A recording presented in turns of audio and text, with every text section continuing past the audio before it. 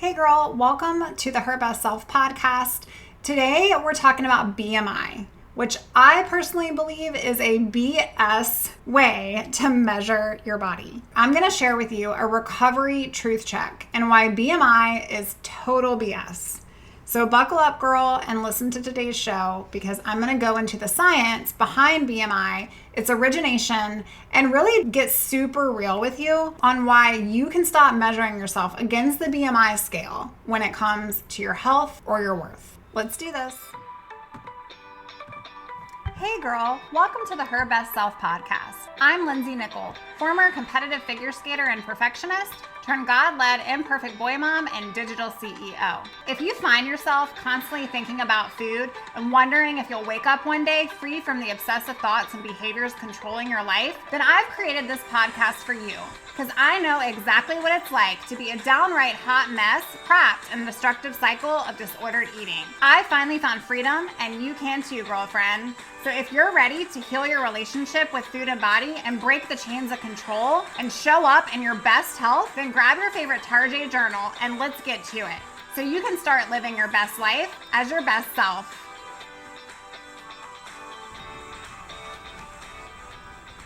Hey there, beautiful friend. Welcome back to the podcast.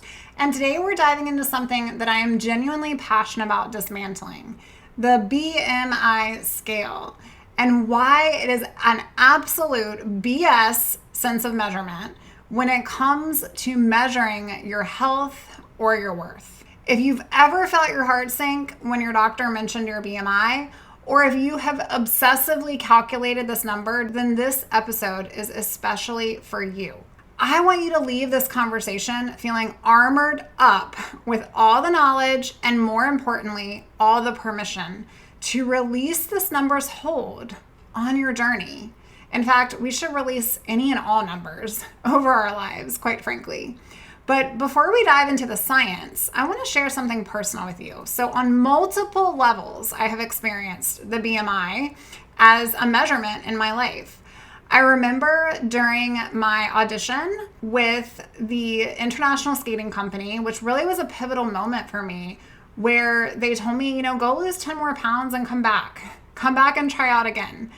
I remember looking up my weight on the BMI scale, dun, dun, dun, and I was told by the BMI scale that I was overweight. This sent me into a downward spiral, and it affected not only my relationship with my body, but years of my life sucked into one spiral because I defined my worth by that overweight feeling. I just did not want to feel overweight because of all the things that were associated with what I made that mean in my life, especially as an athlete. And I share this because I know so many of you have similar stories.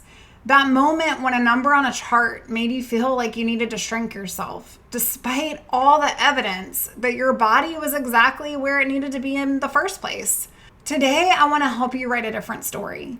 One where BMI is just an outdated concept that has absolutely no place in your healing journey. So another story that I have that I find often even hilarious is that my husband, which I haven't brought on the show yet, but I tend to, he is a jacked police officer.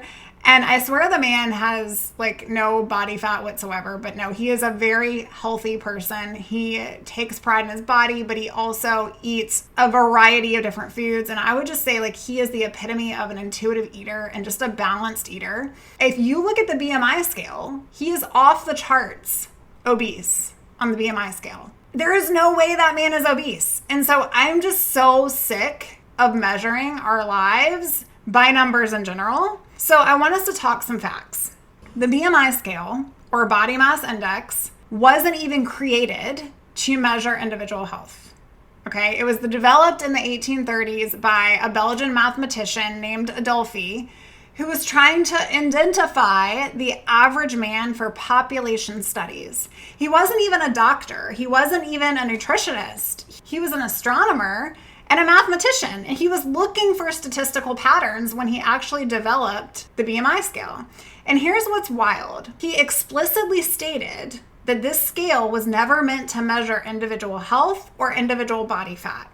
It was actually designed for population statistics only, and yet somehow nearly 200 plus years later, we are still using this outdated method to make individual health assessments. I mean, you walk into the doctor, they look at your BMI. You look on all your gadgets and apps, they look at your BMI. What's even more concerning is that the BMI scale was developed using data exclusively from white European men, not women, not people of color, not diverse body types, just one very specific demographic.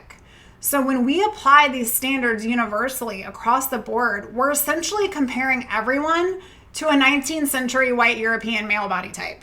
That's where there is a huge problem. And the formula itself, weight in kilograms divided by height in meters squared, it's ridiculous.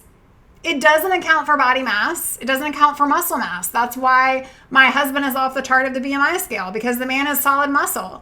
That is why I was labeled as overweight, because I was an athlete and I was solid muscle. It doesn't account for bone density or body composition or gender differences or genetic variations.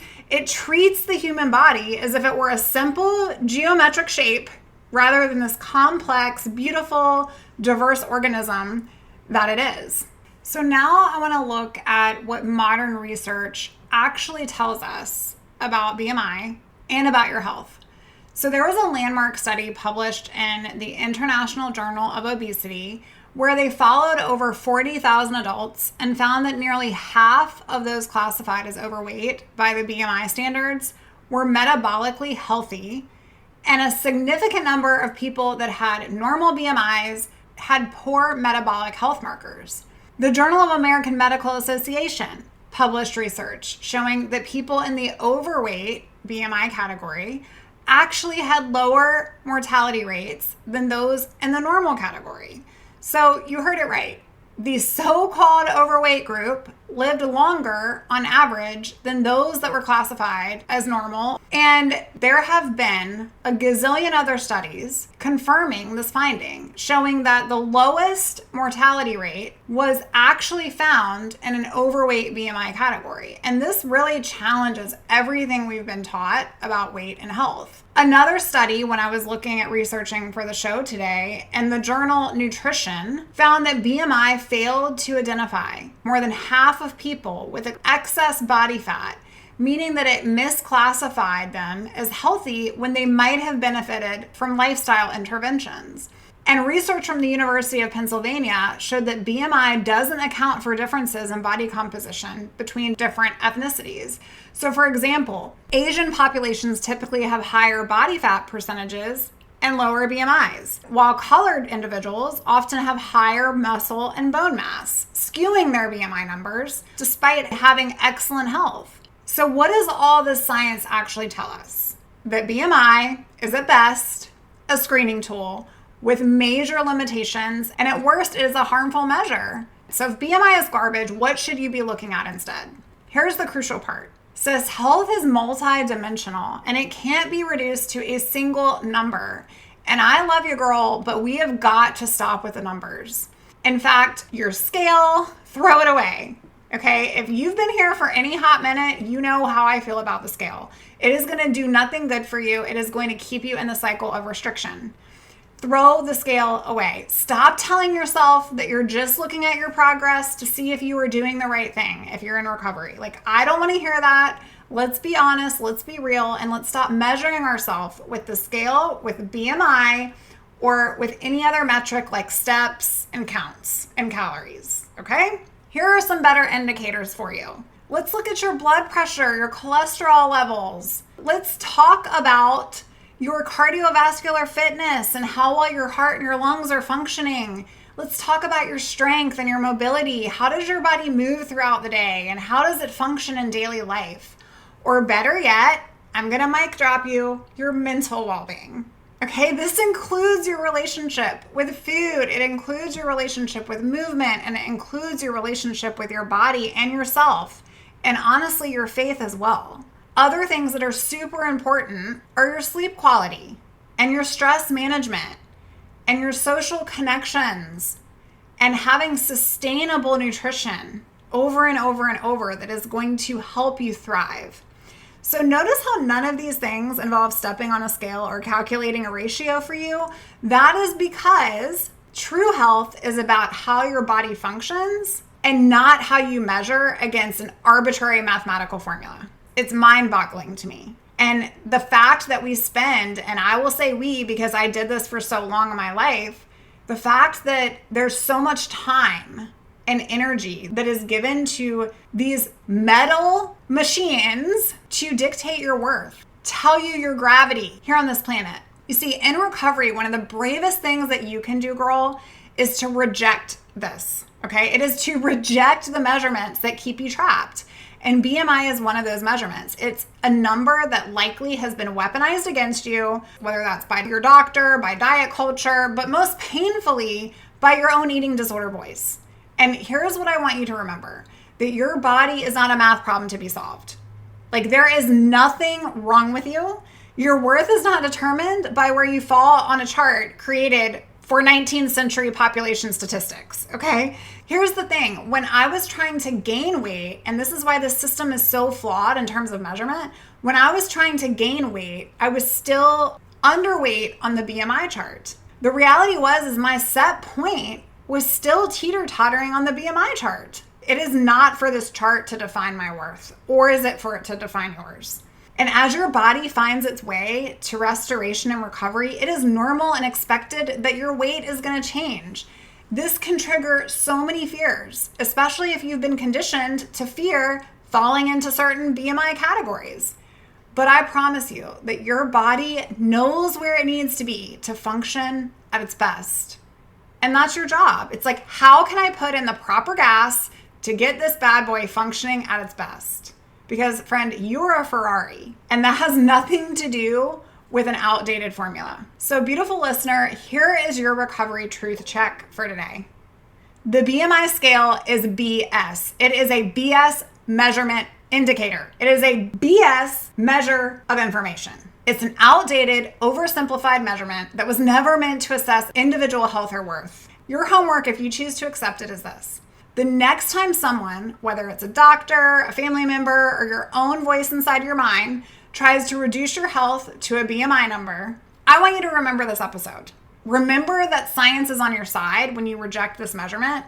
Remember that your body is wonderfully complex and cannot be reduced to a simple equation. And if you found today's show helpful, I'm so grateful. Share it with somebody who might need to hear this message. Share it with a friend who just went to the doctor and was told that her BMI is off the chart. Truth bombs like this are so important for so many women to hear. And until next time, I want you to know that you are worth more than a number on a scale or a point on a chart. You are a whole, valuable human being that is worthy of nourishment and joy and freedom. If you want to talk more about how you can experience this freedom that I'm talking about, I would love to service you, sis. You can come on out to find recovery resources, coaching information, like all the things out on my website at www.herbestself.co. And also go follow me on the gram. I'm doing some fun things over there. I'm like playing around with it a little bit. I'm not a super social nut, but if you're looking for some daily doses of inspiration, come out to the Lindsay Nickel on Instagram. And of course, our community, herbestselfsociety.com. I'll talk to you real soon, girl. Have a wonderful weekend. Oh, friend, thank you so much for letting me share what was on my heart today. My hope for this podcast is to help more women find freedom from food and body. If this has empowered or blessed you, let me know. I'd be honored for your rating and review of my show, and I'd love to connect with you in my private Facebook community. You really can move from perfection to purpose. Let's break the chains together. I'll help navigate the way. Until next time, bye for now, girl.